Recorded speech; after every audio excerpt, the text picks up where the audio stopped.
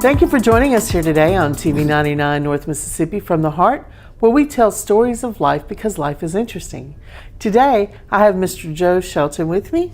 Thank you so much for joining me. I appreciate you asking me. Well, wonderful, wonderful. There's a lot that we want to cover, so let's start at the beginning. So, where were you born? I was born in New Albany, Mississippi, right here, and I'm 72 now, and that was 1945, and we lived here probably about 2 or 3 years. My dad was a preacher, and so we moved every 3 years, and so I've lived all over Mississippi, and then of course when I got grown, lived all over a lot of places, right, and traveled. And my grandfather was, and you guys had that thing that my granddaughter Cherokee and Dakota, where you was all in the cemetery. Right. Oh man, I would have loved to have been in it because my grandfather's buried out there. Oh really? He was a engineer, drove a train on the GM&O. Wow. Was the name, and what was his name? Charlie Pugh, and there's still some Pughs that live around here, and he had a real interesting life, and once he two trains were crashing together. He drove the old smokestack trains for a while, and but then they gave him a diesel, and it was and so they got messed up on the tracks, and two of them were about to collide, and he jumped off, and the other engineer was killed. And you can look that up. You can find it in the paper if you go far back enough. What year was that? Oh man, it was before I was born, so it was in the 40s or 39s or something. And he jumped off at the last minute. He got scalded by steam a little bit, but he was all right. Wow. He was all right. So he had an interesting life. He's buried out here in the graveyard. Wow. And Mr. Joe's talking about when the Tallahatchie River Players did the Legends and Lore Cemetery tour with the museum here in town, the Union County Heritage Museum. So, and my granddaughter was in it. So right. We and a friend of mine, Dakota, was in it too. So we went through it. We loved it. We just thought that was great. Oh, I'm so glad. So then, and once my daddy took a church, and he was a Nazarene preacher. I'm a Baptist to the bone, but see, he was Nazarene at that time, and he took a church in Hawker, and you know where the walking track is? It goes all the way 50 miles, goes to Houston, really. Right. That's where the train used to run, and he would come by the parsonage right in front in Hawker, right in front of it, and he'd come by there and he'd throw out candy to us and stuff, and we'd run out there and get it when I was a kid. Yeah. That's neat. And so I had an interesting life, and then when I was about, you want to hear this? Yes. You ain't gonna be bored? No. Y'all gonna be bored? Okay. I got a guitar when I was about 12. I asked for a guitar. I wanted a little Roy Rogers thing. Roy Rogers, just nothing. My daddy went and got a real guitar, and it was for me, because he played at one time, and he bought a K guitar for $18. What it was. Now that's a lot of money in I think it was 59, something like that. Well, yeah, it was. So I started playing. I think he always thought that was a mistake. Worst mistake he ever made. So I started playing. I knew a few chords and stuff, and then it progressed, and I began to play more, and got interested. And I'd be like listening to. The Nazarenes were real strict at one time. I don't know if they're that way anymore, but they were very legalistic, and you can't do this and you can't do that, and anything that was fun was a sin. So we about all we could do was really was go down to the laundromat, and I loved to watch the clothes go around because TV was a sin. Till I was 12, and then we got one. So, right. He used to preach when horses came out. They used to preach that was a sin. I mean, when the cars came out, they'd get a horse, and it was a sin to have one. But so I started playing, and I'd sneak in there and listen to all them old blues. On WLS Chicago was the name. I listened to all those blues songs, and you had some people on here the other day, Barney and all those. They were talking about blues. Right. I love the blues. I don't love to have them, but I used to love to sing them. Right. And I would listen to Muddy Waters and Howlin' Wolf and Jimmy Reed and all that bunch. And Bobby Blue Bland, some of the best blues singers ever. And I'd sneak in there and be listening to my 13, 14 years old. My daddy catch me. I'd get a whipping, I'd get a whipping over listening to that whirly music. And then the next night I'm back sneaking in and listening to it again. And so I began to play. And one thing led to another. Started playing in bands, and just little local bands, and then the local bands got to go and spreading out some. And I was in a band called the Elations, which was kind of statewide. And then we got in My Generation and toured with some groups, and with the Zombies. Do you remember the Zombies? I do remember the Zombies. That's the time of the season for loving. We toured with them. You know, we were the group playing in front of them. They were the big band group. And some other groups. Got in another group called Group Therapy, and we were up in Jackson. B.J. Thomas had a club in Jackson, and so we were up there playing, and somebody heard us, and the leader of the club said, "Look, the Drifters need a backup band right now." Wow. You know, they say that Leon Bright's a bright on Bravo. So they called us, "Do you want to go on tour with them?" We said, "Yeah." We said, "Well, we had to meet them somewhere." And I think we hadn't even got to practice with them. We just had to listen to the songs. And we got in a motel room when we got up there, and he kind of went over them with us. We'd never played them when the curtain opened, and it was just a host of people, you know. And so we played with the Drifters on a tour there. As soon as we got back, the Shirelles. I remember them Soldier too. Boy, and Will You Still Love Me? Some people that my great grandchildren, they don't remember it. I used to have people I'd be doing churches, you know, while I'm playing churches, and I'd have somebody. What I meant to say with that great grandchildren, they'd say, who's that you played with? You know, who'd you play? And they'd advertise me as used to play with people, and so I'd tell them, and they'd say, "Oh, my grandmother has some of those records and stuff." That was surprising to me when I was like 40, but now it surprised me a bit more. Right. And so I started playing with those, and then I ended up playing with a guy named Percy Sledge, because I ran into him, you know, when a man loves a woman. He died not long ago. When he had heard me with the Shirelles, we had met there and everything, so we ended up playing together. I think I was with Percy for 3 or 4 years, and played everywhere. And during that time, though, you do a lot of things you're ashamed of, you know. You got the lifestyle catches you. The lifestyle, drug, sex, rock and roll ain't all it's cut out to be. I'll tell you that, because it'll end up. I had a line in a song I wrote once: "The things I'd made my gods now made shambles of me. So I cried out to the doctors, can't you help me, please?" And I must admit, the doctors did the best they could. But if I had followed doctor's orders, I forget the rest of the line there. But the rest of the song said, "Ain't no doubt about it. It was just Jesus." Right. So. One day after I got so low and that I couldn't even play anymore from the drugs and that lifestyle, I'd run off and left my wife and Stormy. Stormy was just born. And I just left her, and you know Stormy. I do. And she was pregnant with Stormy, and I ran off and left her. So you're not proud of some things, but I was all messed up in my head and heart and everything else. But that's when the Lord, my wife, she was going to church and stuff, because the Bible says he's nigh unto them with a broken heart. I don't mean to preach, but I can't help it. And God saved my life. I have to say that. Right. And but she was going to church and everything. The Bible says he's nigh unto them with a broken heart, and believe me, she had a broken heart. And she's down in the car now. And she says she's not coming up here. You might put her on TV so she can come up here. And I said, "Well, it's cold." She said, "I just go to sleep a while in the car." Right. So I was down in New Orleans, living down there, and with some people, and God said, she told her that she didn't hear a voice come out of the sky, but kind of spoke to her heart thing and urged her, said, "Go find him." So she came all the way down there and found me. It was a miracle too. It was really a miracle, because that's a big area down there. It is. And she pulled up in the parking lot at 2:00 in the morning, 8 months pregnant with Stormy. And pulled up in the parking lot, and the cops saw her out there and said, "What are you doing out here at 2 in the morning?" She said, "Well, I'm looking for my husband. I don't know but one name." And he said, "I don't know how you're going to find me." He said, "Well, I know one name, and all I know is Jessica."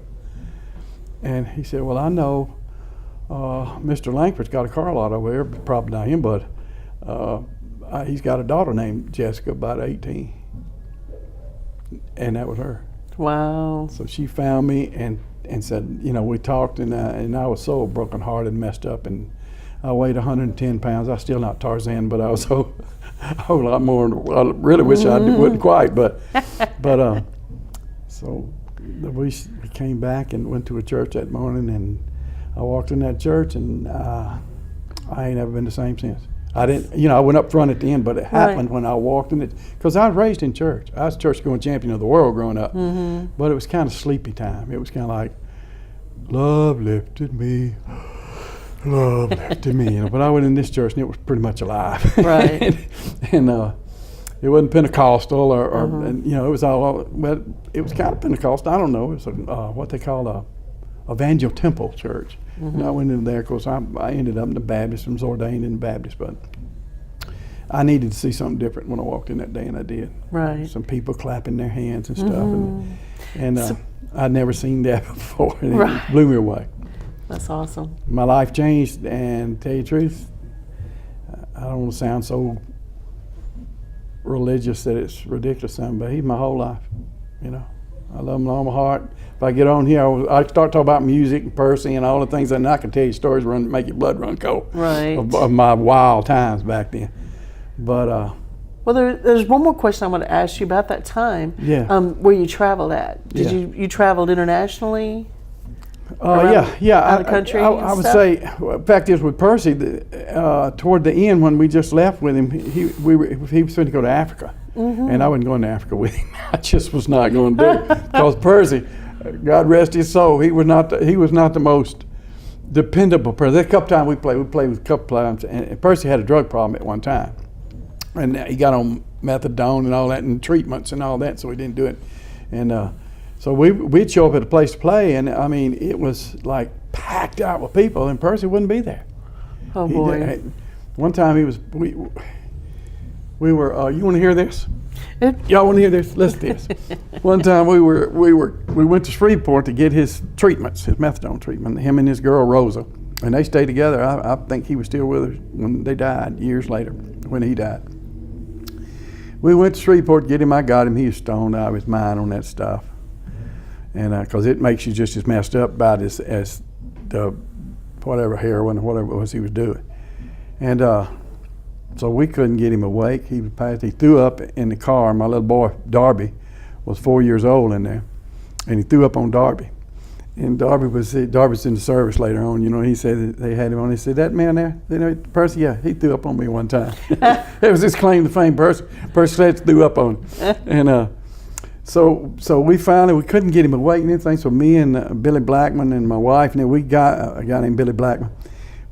That was in the band. We took him in and put him in the shower with all his clothes on. Turned the shower on, and I went out and told the manager out this club called the Red Dog Club. It was just packed out. People said, "Your star's up there." He passed out. We turned him on the shower. We couldn't get him awake. He said, "I'll go on out there and get him." So we thought he'll never get him, but here he comes. Time to play. Here he comes, man. Percy. He had some things. I learned to sing Percy songs to finish out the night, and people were pretty happy with that. He sung part of the night anyway, so they didn't mob us. So you come back home and got your life straightened back out. Well, yeah. And now I'm perfect. No. Except for that lying problem. Right. No, man. I did, but it was, it's been a journey. I mean, it was, I knew God was, they say that, you say it on TV, well, God told him so-and-so, and they act like you hear a voice. You don't hear, you got an urging in your heart. And I knew he was calling me to preach and sing and stuff. So I tried to be Billy Graham. I went to a Bible school, and I started, all I ever been is, I'm a semi-retired hippie now. All I've been was a rock musician, man. And I was trying to speak correctly, and right. You're sinning, and you're a sinner, and trying to be like my dad, or trying to be like, one day God just kind of spoke to my heart, no voice coming out of the echoplex, but said, I called you to be you. Billy Graham looks good on Billy, but Billy don't look good on you. It looks stupid. Right. It'd be like Billy trying to act like me. You can't, I love Billy, but I can't be him, and he couldn't be me. Right. So I said, you mean I can just be myself for you? He said, that's exactly what I want. So I think that's what he said. So I started going and playing in churches, and I wrote a lot of songs, put out a lot of CDs. Well, it was tapes back then. Now it's CDs, and I don't know, written several books, and just I've traveled and ended up, after I traveled so long, there'd be a church that'd be open, and I never thought of myself as a pastor, a Bible teacher. I still don't think of myself a pastor. I have too much respect for who they are to think of myself as one. because and I sure don't look the part. Right. I work hard at not looking the part, but I am one. And my little church over in Echo, I pastored, I think, 4 or 5 churches during this time. It's been 42 years of it. Right. Yeah, and so I pastored, I think, 4 churches. Some of them fairly large, some of them like this little one. I'm kind of halfway retired and pastoring this church over here. We got about 30, 40 people in it, and on a good Sunday if they ain't having family reunion. Right.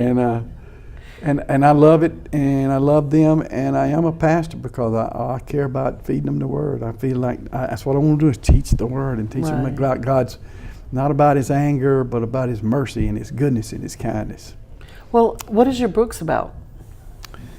About 150 pages. Ha ha. I got, all right. Yeah, that's right, man. Hit the drum.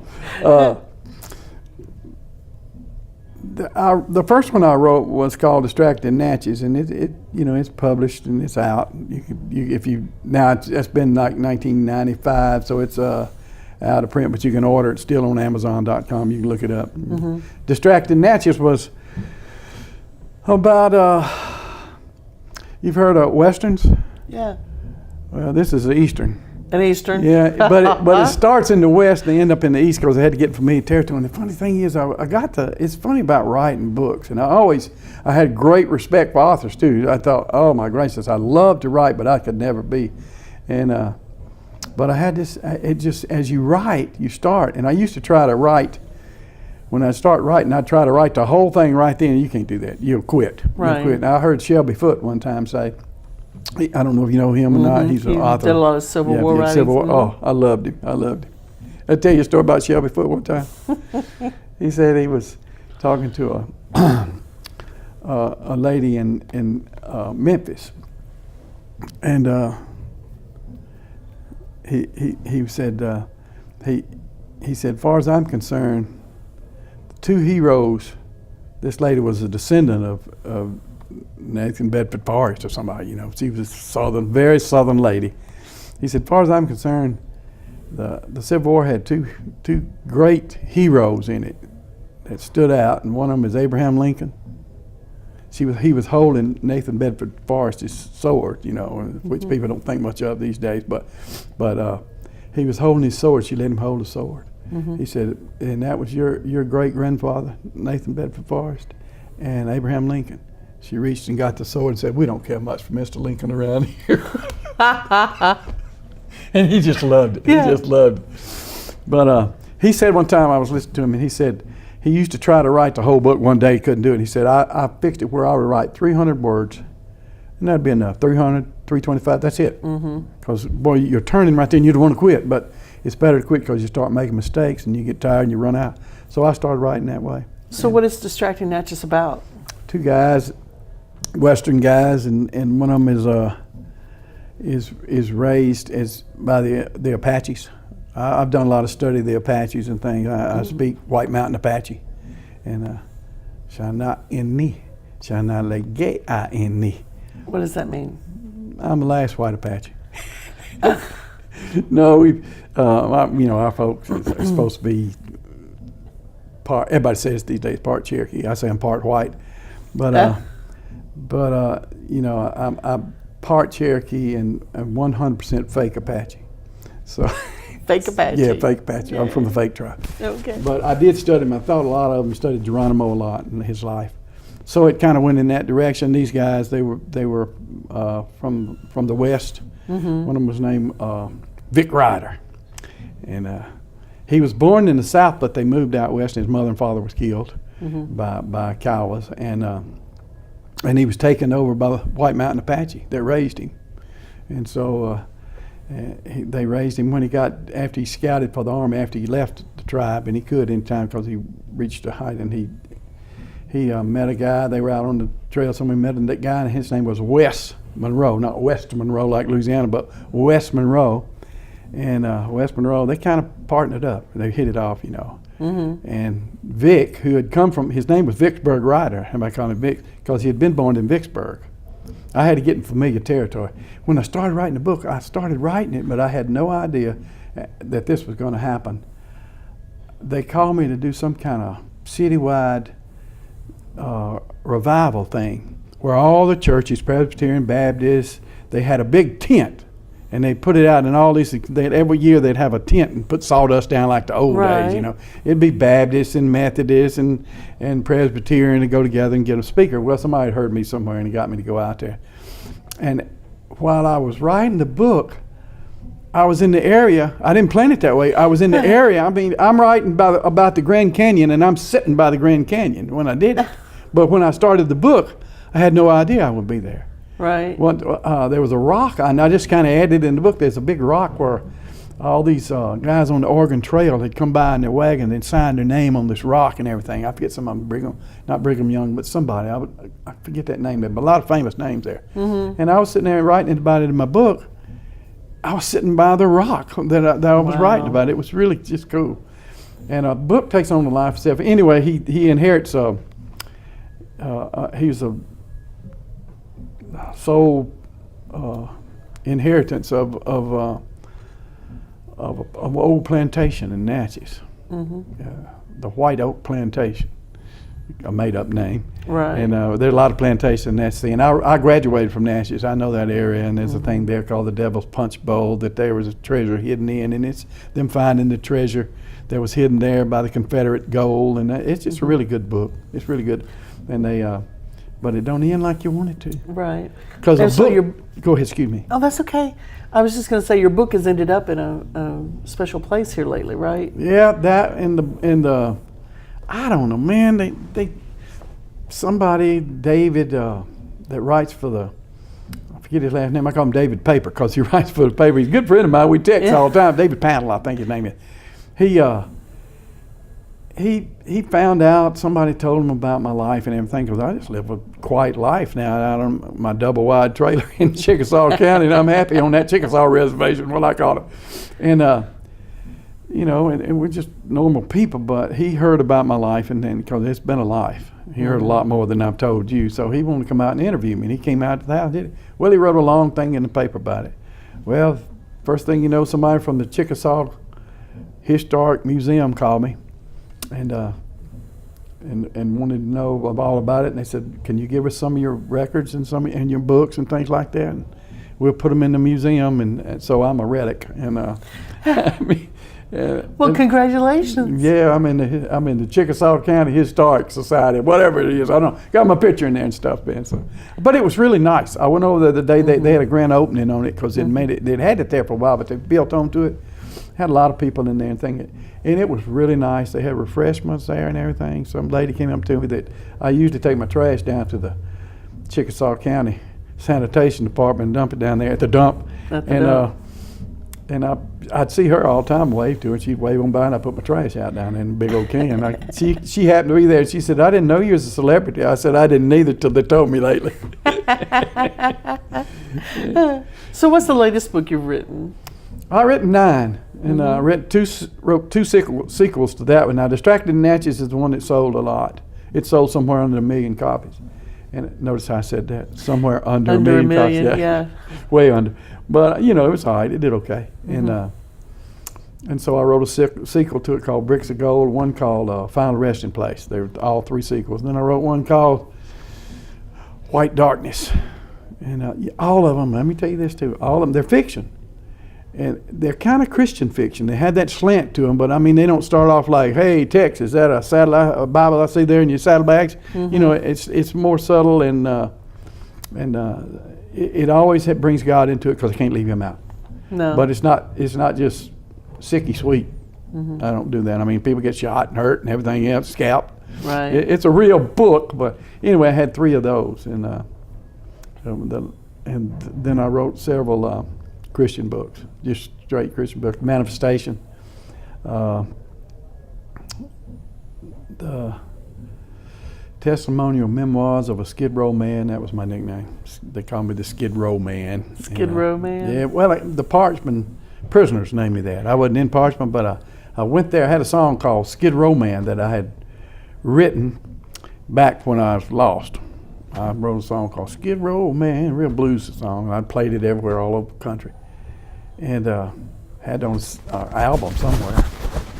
And playing to my wife, who didn't know me when I wrote that song. She had not met me yet, and she said, "That sounds like your life. You ought to write the last verse where the Skid Row man gets saved." I said, "That's pretty good." So I wrote it, and it kind of became my theme song. And I went to Parchment and sung it, and they all started calling me Skid Row. Hey, Skid Row, and the name you'd be proud of. So I started naming my tapes. Skid Row Man. Next one was Skid Row Man, The Return of Skid Row Man, Skid Row Man Strikes Back, Skid Row Man in the Land of Giants. Just made it like science fiction things. Right. Skid Row Man in the Journey to the Sun, S-O-N. And I think one of them is and The Lost Planet, Skid Row Man and the Lost Planet, talking about how the situation here in life. I wrote all these songs. And so the Skid Row Man came into being that way, and they stuck that name on me. So I think it says it in up in the Chickasaw Museum. I didn't read it that much, but right. Yeah. To me, okay.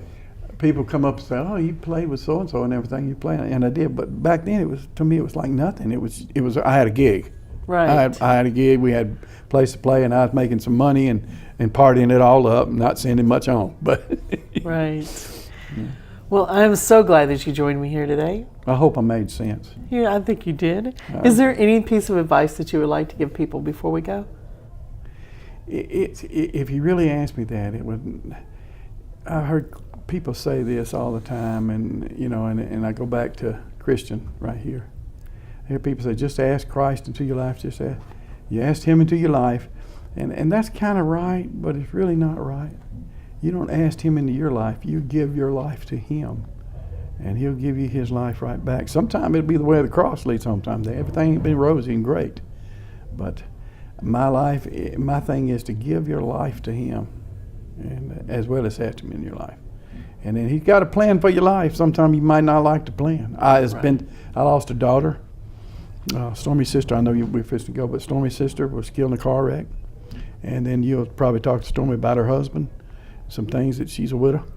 And Shay was killed in a car wreck in '91, and I still cry about it about once a week. You don't ever get over it. You get through it. You don't want to get over it. It's your daughter. You get through it. But anyway, thank you for asking me. Okay. Well, thank you. Are we through? Thank you for joining us here today on TV 99 North Mississippi. Thank you, Mr. Joe. We hope you will join us here again next time. I got a lot more stories. I will do it.